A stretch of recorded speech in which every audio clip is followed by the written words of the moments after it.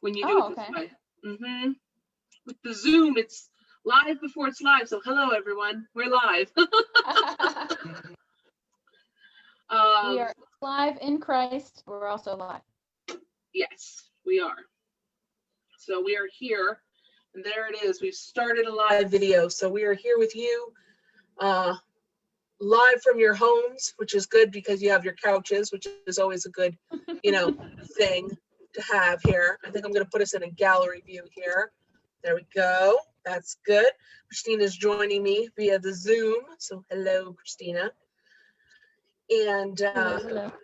we're going to be talking about just a couple announcements as people start to join, and everything. We'll be monitoring your comments on Facebook. If you have any prayer requests, let us know. We had 1 or 2 prayer requests come over on the check-in earlier today. One was for Linda Smith's sister, so we pray for her. And Mike Cazzini asked for more prayers, and then prayers for the Beaver family. Actually, it's probably just happened. They interred Lorraine at the Garden of Remembrance. In other words, they put her ashes in the ground. But and it was an emotional time for the family.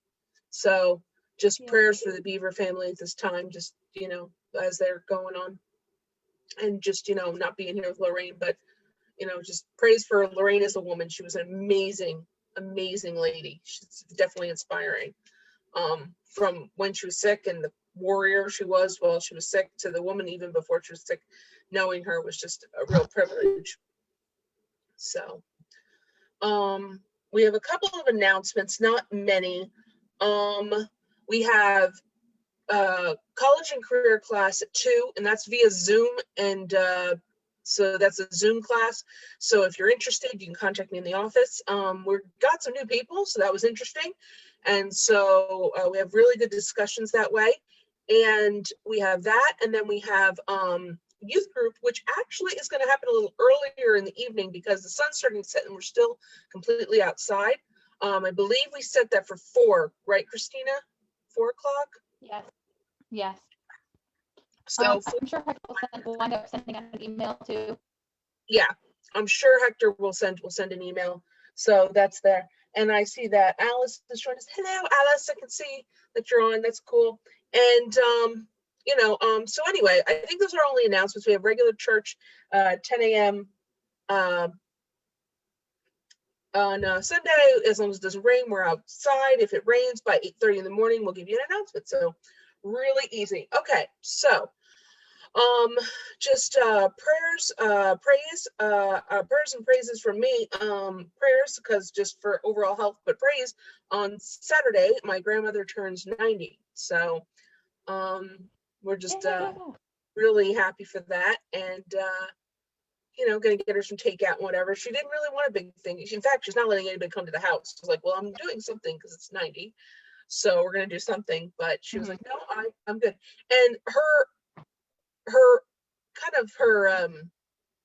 demeanor about this whole thing, everything kind of inspired my lesson a little bit, because this is about celebrating the season of life that you're in, and she's definitely celebrating the season of life she's in, but celebrating it her way for sure. I am having the hardest time looking at this camera, which is very funny, so I apologize if I'm like looking over here. I'm not quite used to it yet, so look like I'm looking off into the distance the whole time that I'm speaking. I think it's a good idea. So anywho, so that's a praise. Did you have anything, Christina? Anything you needed prayers for?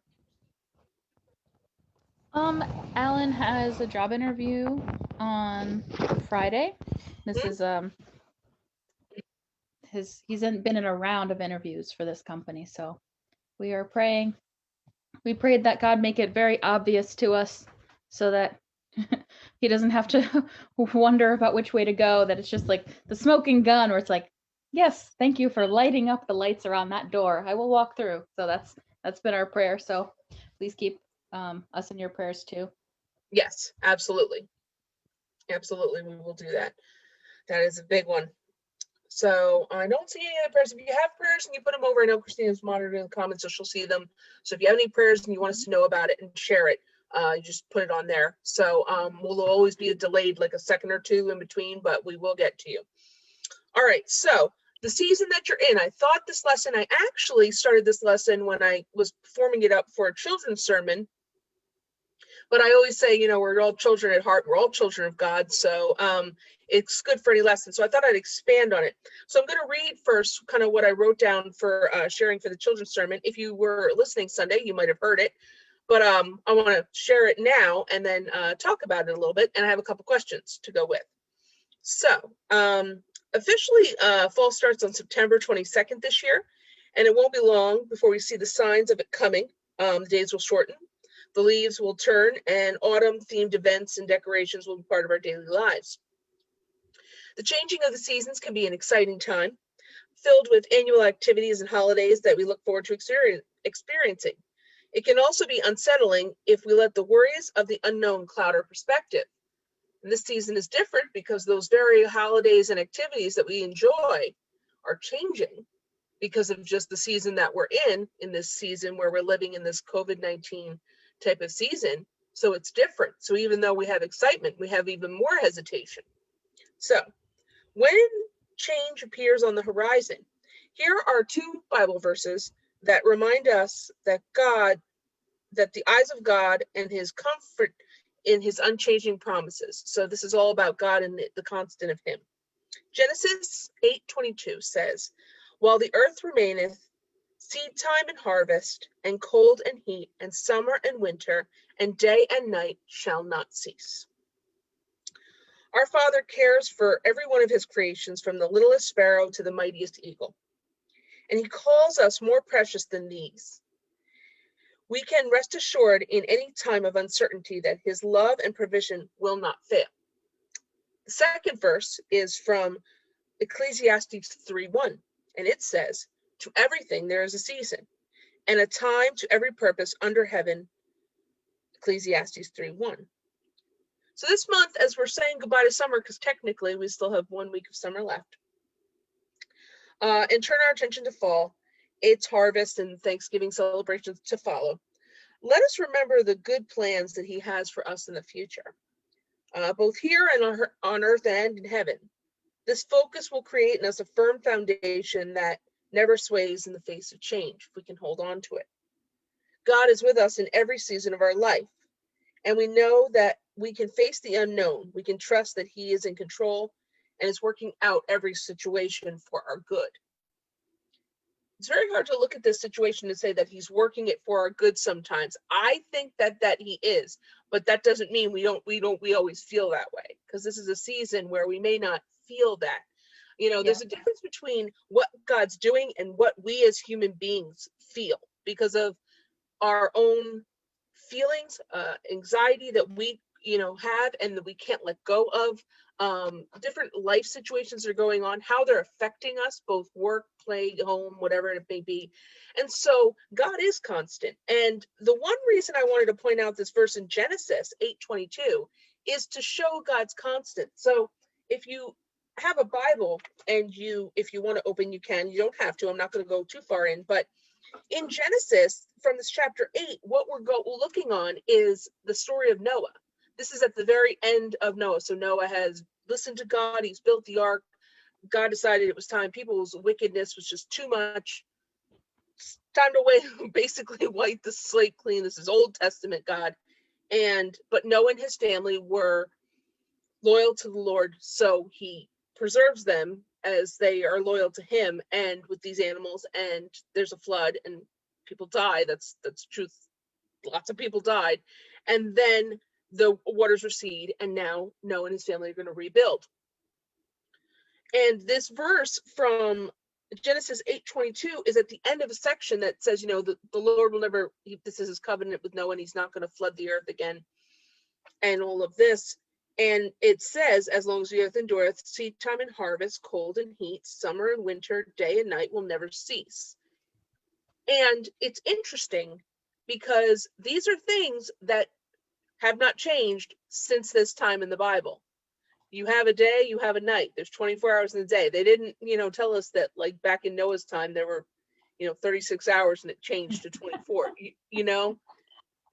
There's always been a season, a winter and a summer, even if it's not drastic. There's certain places where you can move to, like, let's just say you're from Florida. your summer feels a lot longer, but there is a winter season within Florida. Even if you're not, the season itself doesn't feel like a season. And just like, or if you want to go the polar opposite and you're like living up somewhere in either like Alaska or Canada, you might think winter is a heck of a lot longer, but there's still a season to it. Yeah. And those seasons don't change. Around here, we're a little bit more mixed in our seasons, but we also want to rush a season. That's why I think about fall, and all the jokes are out right now. Everybody's decorating for fall way before it's fall. And, the second they see the first leaf fall, or the second they can smell the pumpkin spice brewing, it's time for fall everything. We forget summer. There is no more summer. Let's have fall, and and some people just feel this way, but sometimes we're rushing a season, and sometimes we want to be in that season because we have better feelings about that season, or we just like the temperature of that season better, depending on where we live. I do think that fall is a much more comfortable season, especially right now. It's like 60s. As long as I don't have my window open, I'm afraid you'll hear noise, but otherwise that window would be wide open because it's gorgeous. Yeah. So, but they're the constants, and God, and they're saying there's a summer and a winter, they shall not cease. And this is the power of God. This world has been around for thousands of years with humans on it, and these things have not ceased since God said so. They're constants in our world, in a world where we feel that everything is so inconsistent and so unconstant. The world of the Lord, the world he created, is not. It's very constant. It hasn't changed. The seasons may change in their temperature. We might have changed the world with what we've brought into it, and it's a little different, but it's still there. And the one thing that I gotta say that we haven't changed yet is day and night. We haven't, we're not in control of that. We haven't figured out how to move the sun for our own purposes. That's not something we can do. It's bigger than us, and so we accept it for what it is. So, what are some of the constants that bring you comfort? Is there a constant in your life, whether it's a person or a thing or time or space? Is there a constant in your life that you can think of right now that brings you comfort? Is there anything that that it's a constant? And I have an example, but I'm going to wait a second while I say that. Yeah. Well, I'll monitor the comments, but I'll share mine. I think my favorite time of day is like when Alan, Cody, and I are getting into bed and we're just all snuggling and just kind of like debriefing. Yeah. And sometimes we have like a session of that after work and we're just laying down for 20 minutes. And sometimes it doesn't happen until really late at night. But that's like, I always decompress, and it's like, I got my memory foam, I got the people I love, it's just comforting. And I think I can kind of just mentally let it all go. Mm-hmm. I usually do that in the morning. We have our time. It's so funny. It's not a debrief because Michael gets home in the morning. We usually have it in the morning because he's gotten off of work at 6 in the morning. So our debrief happens earlier, but it's good. We have something similar. But my example of a constant is something that changes and yet is constant, and that is the ocean itself. I mean, we're blessed to live by the water, but the ocean is a constant. It's there. It doesn't disappear. There are lakes that can evaporate, rivers and streams kind of change. You go to the ocean, it's the ocean. Okay. Mm-hmm. It's not, and again, it's a large thing. For me, it's so large. There's no way to comprehend how large. There's no way we as humans can work in it. We've figured out ways to run, power lines under it and tubing and all these kind of things. We've all learned that. But we are not in control of the ocean. We do not control its tides. We do not control how it is. And it's very similar to the day and the night kind of a thing. So there's a constant of the ocean. And my example of the ocean being, it's the power of God and how he wants it to be, and not me, is Mike and I, a few years ago, were on vacation. I don't know, I think it was 2 or 3 years ago. My aunt got married in South Carolina, so we went to Myrtle Beach. And my dad and I spent one day in the ocean, and it was so calm. We could sit. We could physically sit on the sand, and we were out in a sandbar, and we could sit out there up to here, and we're hardly moving. You know what I mean?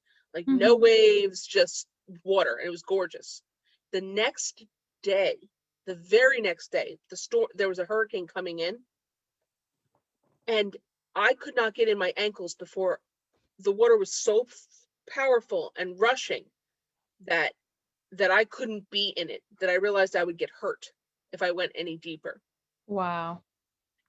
It was the exact same water, and yet it wasn't. It was the exact same ocean, and yet it was very different. And yet, even in that, I felt the constant of what it was, which is something larger than myself. Which is something that I actually find a comfort in. And that's something where I can relate to faith when people were like, well, what is God to you? Well, God is like the ocean to me. He made the ocean, but that's not the point. It's so much larger than me, and it can change in a day. It can change completely, but there's a constant to it too. It is in control. I do not have control over this. I do not get to ever look at this and say, I control you, Yeah. So that was one I had. And then I don't see anything yet, but the other verse is, to everything there is a season, and every time and a time to every purpose under heaven. This is from Ecclesiastes. This comes from Ecclesiastes 3:1. And if you ever have a chance to read Ecclesiastes, it's very interesting text. If you look back on Ecclesiastes 1, which is right after Proverbs. So if you're looking in scripture, it's like right after Proverbs. It's the book right after. And this is the words of the teacher, who's a son of David. So not David himself, but a son of David. This guy starts going off, and the title of the chapter 1, says everything is meaningless. The second chapter is pleasures are meaningless. And the third, and it keeps going within chapter 2, it's like wisdom and folly are meaningless. Toil is meaningless. And then you get to chapter 3, and it says a time for everything. And if you have read through this, you're like, what are you talking about? Because by the time this guy is done, he has ranted about everything. It's really interesting, though, because related to that Genesis verse in chapter 1, he talks about it, and he says, and I'll read just a few verses. It says, meaningless, meaningless, says the teacher, utterly meaningless. Everything is meaningless. What do people gain from all their labors at which they toil under the sun? Generations come and generations go, but the earth remains forever. The sun rises and the sun sets and hurries back to where it rises. The wind blows to the south and to the north. Round and round it goes, ever returning on its course. All streams flow to the sea, and yet the sea is never full. So this is talking about God had said he would never stop the seasons, and he would never stop the day and the night. And this guy's talking about it. But from his perspective, again, this is talking about that human connection. Yes, God made it. It's a constant. There it is.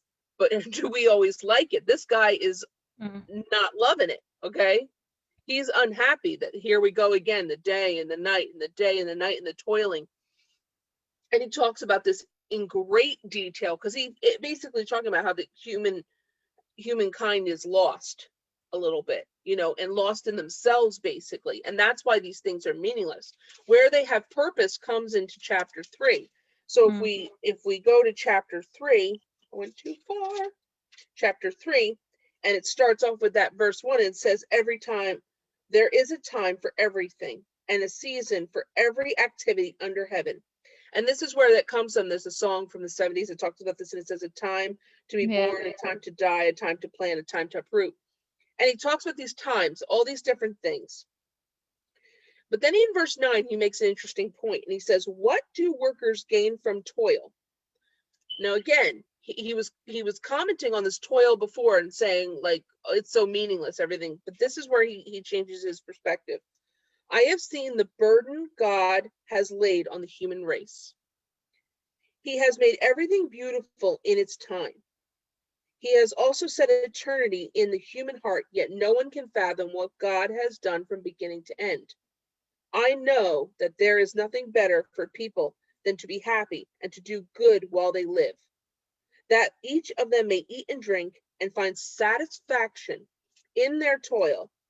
This is the gift of God. I know that everything God does will endure forever. Nothing can be added to it, and nothing can be taken from it. God does it so the people will fear him. But whatever is already been and whatever will be before, and God will call past to account. And he talks about judgment and so on and so forth from here on out, and the judgment of deeds. But the interesting thing is what he's saying is God gave us this toil to give us purpose, for us to feel purpose, for us to feel almost like, he never uses the word control, but I would think kind of like we have some kind of control over, because we can't fathom eternity. We can hear it, we know it exists, but we can't fathom it. So this work gives us something and a purpose within. But that purpose is God's gift to us. Not that we always feel that way about it, though. So, Yeah. I think, yes, go ahead, Christina. This makes me think of something that happened. I think this was right after Alan and I decided to move forward with our wedding, which like some feedback we got from people was like it was too soon, and not everyone was supportive, but many people really were supportive. And it wasn't too soon. We reached 4 years next month. So we went on a camping trip, and it was supposed to be a laid back trip. Supposed to be great. We decided to go on a hike, and they said it was like a 5-mile hike. And I was like, yeah, I could do 5 miles. But then once we were like halfway through, we noticed that the trails weren't marked anymore. So this led to an additional maybe 4 hours of being lost in the woods, far away from civilization. At one point, his friends figured out like, where the sound of traffic was coming from, so we had to go down this crazy mountain. And this was not an actual trail. There were rocks like this size that would slip out from under your feet every time you would step on them. There were uprooted trees with branches poking up. I was terrified. I'm not like, I consider myself an active person in nature, but I'm not like a MacGyver athletic person that's gonna like make a vine go around a tree and then swing to the other. I'm not that kind of person at all. I like my trails, I like, so we were just, we ran back and forth between maniacal laughter to anger to crying to all the feelings that we felt, just thinking, are we going to make it back to the campsite? Are we lost forever? Are we going to get eaten by a bear? What's going to happen? And finally, we reached the road, and we were able to communicate with somebody to come pick us up from our campsite. But we were reflecting on it, and I was still angry, but Alan said, well, when you think about it, we were helping each other down the mountain, right? Whenever there was like a big uprooted tree we needed to get over, we were holding hands, like helping each other over it. We were angry together, we were laughing together. There was one point where I picked up a boulder and I screamed and I went, oh! And I threw it down and it broke into million pieces, and I looked at him and he had like a look of satisfaction, like he broke that boulder too. And long story short, Alan said, that mountain sucked, but it didn't suck with you. And whenever we're facing something difficult, we just think, if we did that, we can get through everything. Now, I don't know how much money you pay to do that again, probably nothing, but I'm very grateful that we did it, and I'm very grateful that we learned about each other, and that we came out of this disastrous time feeling even more confident in our decisions to move forward with getting married, and just trusting each other, that when things get tough and we're unhappy, we're angry, that we're not going to just take it out on each other, that we're going to be there for each other. That's good. That's a perfect example. I think it's interesting to always look at back in scripture and see, this verse that says there's a time for everything and a time for everything in every season. It's a great verse. It's an inspiring verse. It gets put on stuff. You go to Hobby Lobby, and this verse is plastered over lots of stuff. But if you look deeper into the book of what this is, and that's something that I always like to go to, is the context of scripture, which is this guy was not happy the whole book. This whole book would not be in Hobby Lobby. The title of the chapter is Everything is Meaningless. I'm telling you, that's not making it in Hobby Lobby for people to put on the walls, And I think it's Yep. important that we look at this and see that we can see that God is good, that God has a plan, God understands, God, stuff will pass, and God knows it's in the past, stuff's coming to the future. He knows, we don't, but he already knows what's going on. And that's all wonderful, but you can feel and have doubts and have anger in a way about what's going on and still have appreciation for what the constant of God and the season that you're in. The season that you're in, you can be grateful to God for what he gives you, but you can also feel the hardship of it. And I think sometimes we want to rush to always to the good, but sometimes, I'm not saying you want to stay in the bad, but sometimes you're stuck in the bad, like your story in the mountain. You're stuck on top of the mountain. You got to get down. I hope I'm saying that okay. But Yeah. there's no other option.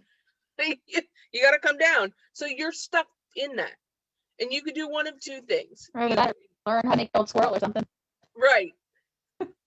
You can be totally miserable, or you can have moments where you're miserable, moments where you're laughing, and those kind of things. That's amazing. And it's also the people you're on the journey with. And this journey in life, who we surround ourselves with, that affects our journey and how we see it. If you're with a bunch of people, and I've been camping many times, I'm just going to piggyback off your story before I ask my question, but I've been camping with people who are all for it, even when it's terrible, like downpour, raining, and you got to carry the gear, but everybody's laughing, so no one cares. And I've been in great situations in camping where you end up close to, I've been camping without bathrooms, but most of the time, honestly, if other women are there, well, yeah, there's a bathroom somewhere within the camp walking distance. Anyway, we're close to the bathroom. We're close to the lights on the trail. We got the best sight. It's pretty. It's all this. Yeah. There couldn't have been better weather. And every girl who came, who was a girlfriend of boyfriends that were there, is whining the whole time. Oh, no. It was terrible. And that's the thing. Around us was wonderful. We had been out in the woods before where it's freezing and we didn't bring enough gear and we got to make it through the night because the car's 2 miles away, and we're not walking through the woods because the wolves will come, but it was fun. And then I've been in a perfect camping situation and the people around you are just terrible. That's something where they're not enjoying the season they're in. I'm just going to keep going on the season they're in. So as we're in this season, is there anything that's happening to you where you feel the joy in it but yet you still feel the anxiety in the same moment? That's my first question. I have a second question, but and I'll start with myself. Honestly, being home this much, I have never in my adult life, even mostly my childhood life, been home this much. I am not home. I am not a homebody. I like my home. I take good care of my home, but I'm an out person. I'm a go to other people's houses person. I'm a get out there and socialize person. I am extroverted. If there's any introvert in me, it's hidden somewhere real deep inside because it's not much of one. I'm an extrovert. I enjoy that of myself too. This time where I had to be home, I learned so much about myself. I also learned I need to be home more. That I need a little more rest than I've given myself in the past. I have got to come home and recharge this battery of myself. Yeah. And sometimes I've been hating it. And when people started getting together because of my grandmother, I really don't socialize as much right now for her health benefit, because if she gets sick, I don't know what I'll do. And so there's a little bit of fear there, but in the same sentence, there's a constant of being able to be here. And I am enjoying the factor that I can be home, and it's going to change in the next couple of months. I know it is a little bit. And so I feel both, so to speak, in this season. So. Yeah.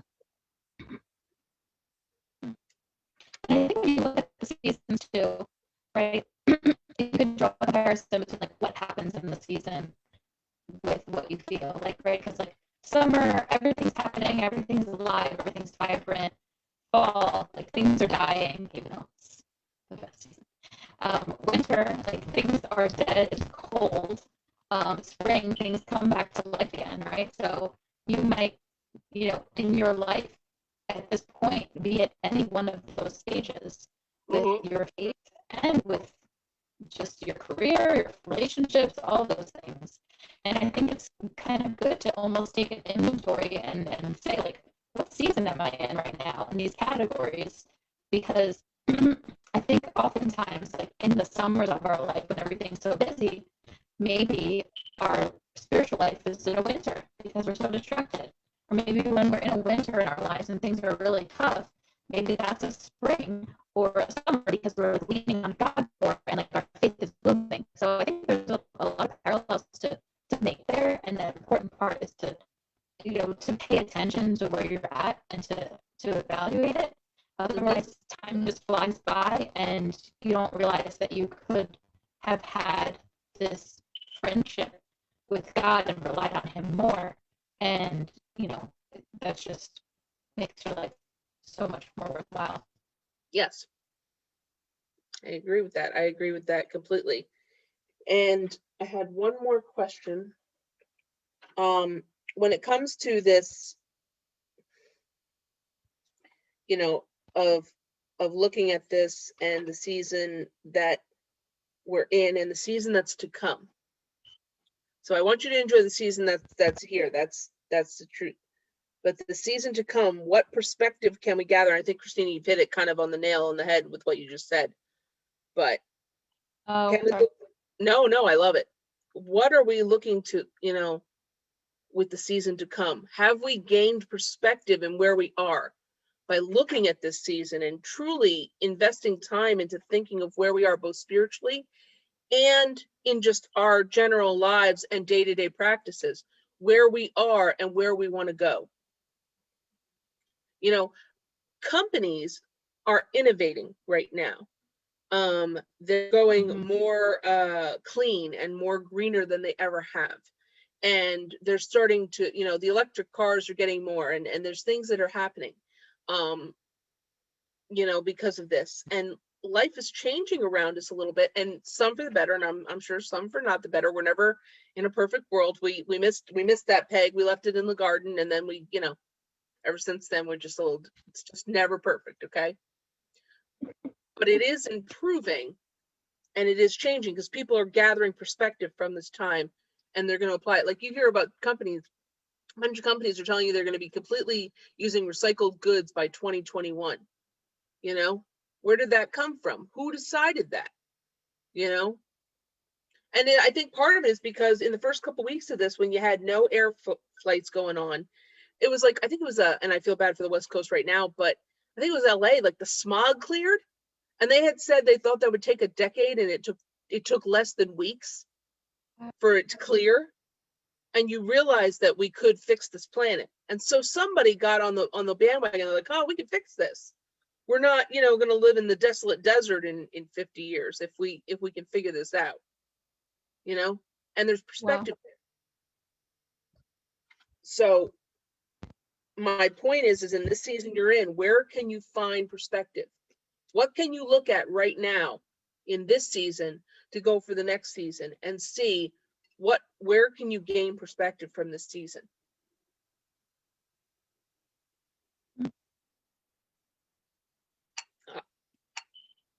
Personally, I have a new, even though I will say I have found that I have a good sense for the appreciation of life and the lives around me. It was gained within the season. Both, I've seen my mother, but I have not seen my mother-in-law.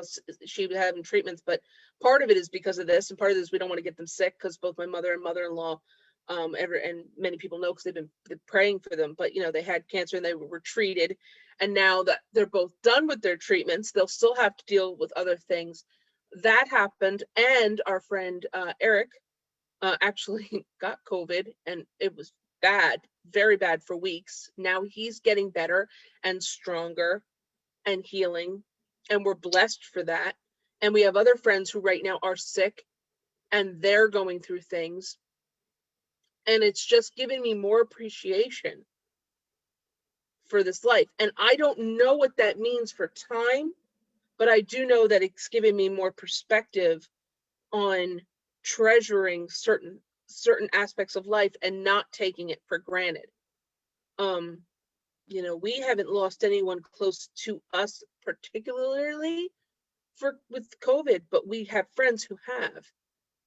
And so whatever your belief system is, however you feel about this, I hope you can look at it in a faith Christian sense and see something and be able to gain something from this time and be able to apply that to your lives, because that's what I'm trying to do.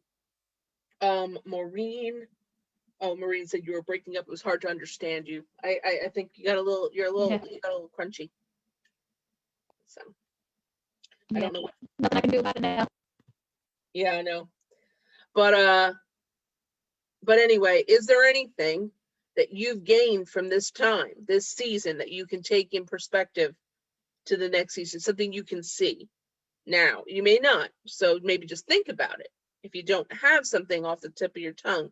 But is there anything you've gained in this season that you can take and use in perspective for the next? There's so much. Mm-hmm. I think, like you said before, like making sure I'm home more. Mm-hmm. I had already made that a goal before COVID and everything happened, but it never felt like enough. I think because I was filling out like my free time on the weekends, but I think I'll be more disciplined with what I say yes to, just because I do need that time being home. And the other thing is just keeping things in perspective. Like my house, like okay, for like the first 2 months of COVID, my house was really clean, right? Because I was used to go, and I was bored. But like now, it's not clean. So and I have all the time. Other than working a lot right now, I have all the time in the world. So sometimes there's never gonna be enough time, and I just have to prioritize the things that are going to be best for my mental health in the long run, with making all the time to be with my family, relax, and to take care of things around the house instead of filling it up with a bunch of other life-giving things, but then feeling stressed that I didn't get to do the other things I wanted to do. I totally get the cleaning thing, just so you know. The house was really, really clean for the first couple months, and now, you know, even though we're working part-time, I mean, the house is just not where it should be. I look around, I'm like, pile over there, there's stuff over there, what's going on downstairs? The only thing I've gotten much better is the kitchen. For whatever reason, my kitchen is excellent, but it's the only room that's excellent. For whatever reason, I figured that one out. But yes, taking time and, you know, being able to break down that even when you have all the time in the world at your home, you still have to prioritize. Your word priority was very good. So that's something to think about, and it's definitely something to take from this time. So anyway, that was my whole lesson. You know, just enjoy the season you're in. And I think for some, it's hard to focus on the season and see enjoyment. And we're very easy to be cynical. And I do it too, so please don't misunderstand me. You know, just look at 2020 and go, man, whatever bag that is, you know, it was a bad show. You know what I mean? Like, and yeah, it definitely wasn't what any of us anticipated. If anyone anticipated this for 2020, they need to tell us, because I don't know why you would anticipate this, but no one could see this or foresee this except for God, who knew it was going to happen anyway. So here we are, you know, and what can we gain from this season of this time? And I think we can gain quite a bit, but that doesn't mean, just like David's son writing in that book, that doesn't mean every moment's filled with the happy flowers. It means you can feel the hard times, and you can feel the hard, and you can feel the hurt and the struggle. You are allowed to feel that. And I think that's important to point out sometimes. So that's all I got. Okay. Well, we will come to you again. We will be around on Sunday and 10 a.m. for service, whether you come and see us at St. Paul's, chair and mask in hand, or you join us from home. You know, maybe you want to stay in your PJs, you know, but either way, we'll see you, and we'll bring more information to you as we can. So thank you all for joining us.